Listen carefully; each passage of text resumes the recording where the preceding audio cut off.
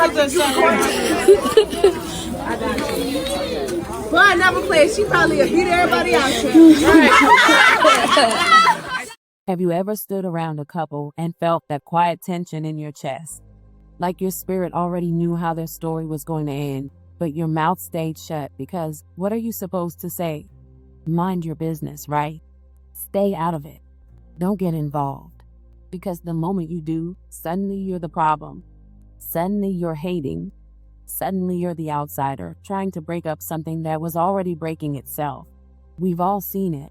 That kind of relationship that don't look like love. It look like survival. Like two people stuck in a cycle they don't even like, but refuse to leave. Where disrespect becomes the language, threats become routine, and the idea of forever sounds more like a life sentence than a promise. The kind of couple that argue like enemies, talk about each other like ops, and somehow still lay down at night like everything normal. All while kids are sitting in the background, watching, learning, absorbing every toxic lesson being taught in real time. And you sit there thinking, this ain't gonna end well. But you don't say it, because saying it means accountability. Saying it means somebody might have to make a hard decision. And let's be honest, too many people would rather stay in chaos they recognize than step into peace they don't. That appeared to be the reality for 22-year-old Jonal Hodge and her 34-year-old boyfriend, Adrian Rome. A relationship that didn't just have cracks, it had warning signs flashing in bold, loud, undeniable patterns. The kind you don't need a detective to figure out. The kind that play out right in front of you, over and over again, until the only thing left is the outcome everyone saw coming. But nobody stopped. Now to Hodge's credit, she wasn't putting everything on display. She wasn't online turning her pain into content. But Rome, oh, he had plenty to say. Social media fingers always working, posting, subtweeting, sharing reels that painted himself as the misunderstood victim, the voice for men going through it, like he was leading some kind of movement instead of spiraling in plain sight. And then came that final argument, the one that didn't end with silence, the one that didn't cool off overnight, the one that came with a post, because of course it did. Tonight gon' be the night. Watch this. See, in 2026, people don't just crash out, they announce it. They preview it. They give trailers to tragedies like it's content. And somehow, nobody pulls the plug. And just like that, what was once not your business turned into breaking news. Because now the outcome is permanent. Now the arguing is over. Now the threats have been fulfilled. And now what's left behind ain't just grief. It's children, parentless children. The very thing everybody feared, but nobody intervened to prevent. Welcome to the American Crime Femicide channel. Please like, share, subscribe, and hit the notification bell for future uploads. Jonel was the kind of woman people described in contradictions, the type you had to experience to understand. To some, she was chill, laid back, a good time waiting to happen. But add a little liquor to the mix, and suddenly that calm turned into chaos, loud, unpredictable, sharp-tongued chaos that people laughed at, entertained, and excused because that's just how she is. She was the life of the room until she wasn't. The friend who could sing, dance, start a freestyle rap battle, and 5 minutes later be cussing somebody out like rent was due on her patience. And somehow, she'd circle back with a half apology, a joke, a laugh, and everything would reset. That was Hodge. A lovable menace, they'd say. And in communities where dysfunction gets rebranded as personality, that label becomes a compliment. But underneath that energy, that loudness, that fire, was a 22-year-old mother doing what needed to be done. Because while people were laughing at her antics, she was still feeding her kids, clothing them, keeping a roof over their heads, and helping her own mother at the same time. 2 babies depending on her to show up every day, even when life wasn't showing up for her. And like a lot of women in situations like this, she carried more than her share while making it look like she had it under control. Because that's what survival looks like when you don't have the luxury of falling apart. Now enter Adrian. Older. 34. Old enough to know better, at least that's what people like to assume.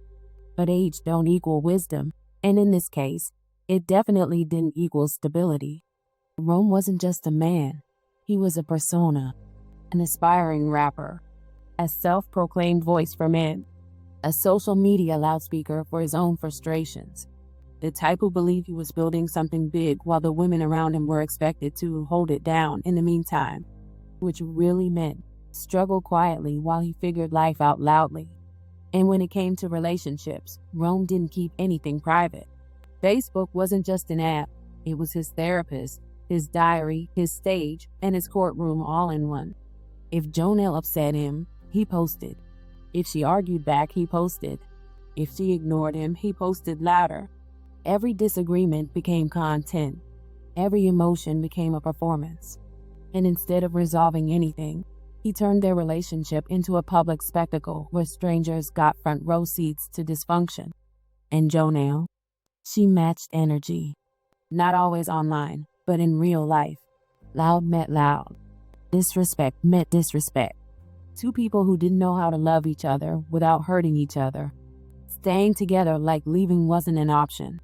From the outside, it looked like entertainment. Arguments that sounded like episodes.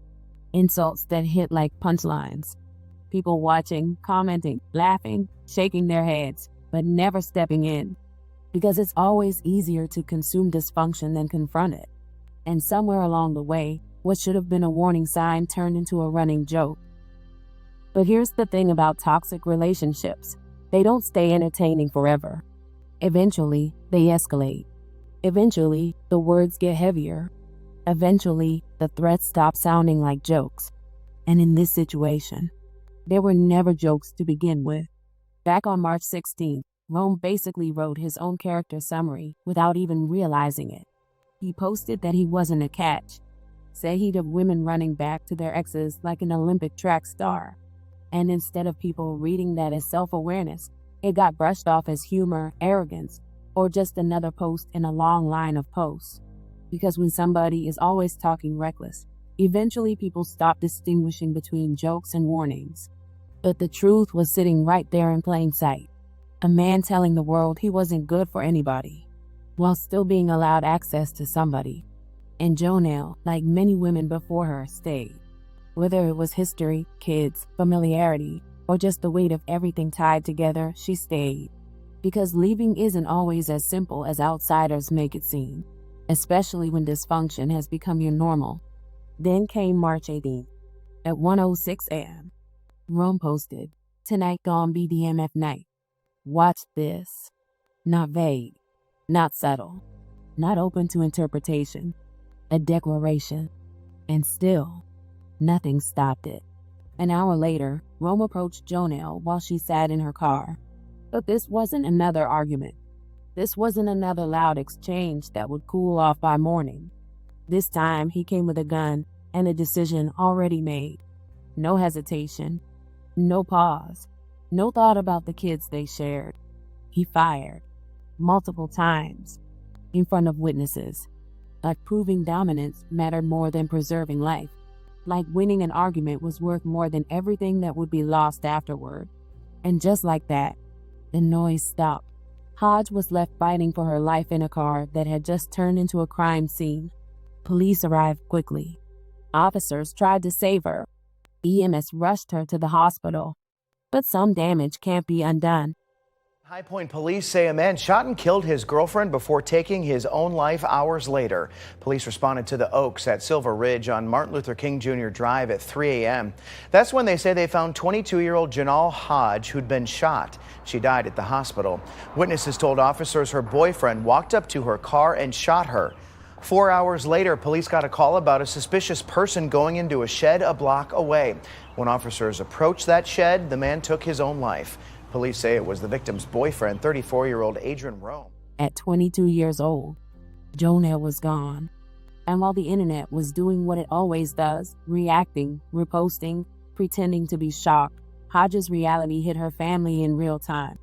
Her sister, Jonal Hodge, didn't get to process this through headlines or police reports. She lived it. She felt it. And when she finally spoke, it wasn't polished. It wasn't media trained. It was raw. She went online and poured out what grief actually sounds like when it hasn't had time to clean itself up. Never ever would I imagine my baby girl being taken from me so soon. She had a mouth, but hey, she get it from me laugh out loud. I love you forever and always. Mini-me, boy, we hurting bad. I'm still in shock. You was a warrior. You've gotten through so much being strong, so I'm going to be strong for you. You made me a big sister, and I'm forever grateful. I love you, Bunzy. See, that's the part these stories don't highlight enough. Not just that someone died, but how the people connected to them are left trying to make sense of something that doesn't make sense. Because while social media was busy replaying Adrian's posts like clues in a mystery that was already solved, her sister was sitting there realizing those arguments, those personality traits, that loud mouth they joked about. That was still her baby. That was still family. And now she's gone. Just like that. No redo. No calm down and talk it out. No next holiday. No random phone call. No nothing. Just memories. And a timeline full of warnings that didn't save her. This wasn't random. This wasn't unpredictable. This was escalation unchecked. Dysfunction normalized. Red flags ignored until they turned into sirens. Two people who were never meant to be together, forcing something that was breaking them both in real time.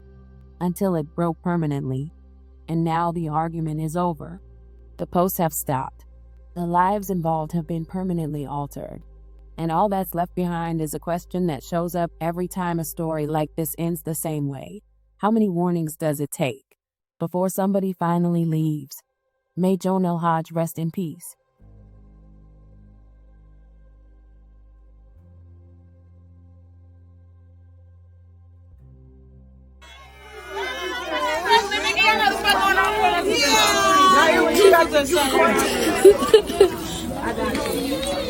Boy, I never played. She probably beat everybody out here. Right. I she know she wasn't fucking with me. You feel me? I love you, son, but you wasn't fucking. No, you wasn't fucking. On that. Love you, bro. Nigga, I swear to God, anything. Right out. Immediately. And I got to follow him. I'm their cousin. I'm Kayla. Y'all know me. I ain't even got to do too much talking about, man, we love you. Yes. We love you, girl. Oh, for sure. Where the music at? Come with it.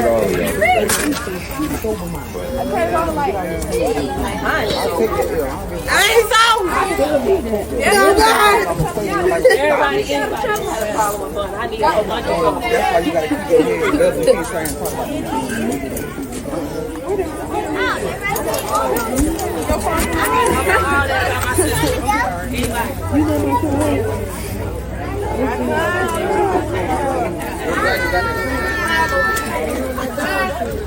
Wait, nah.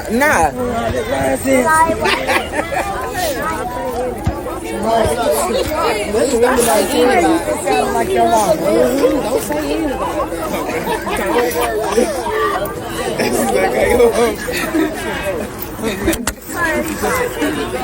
Sure, this is the best I can.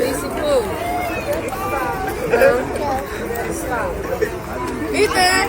Excuse me.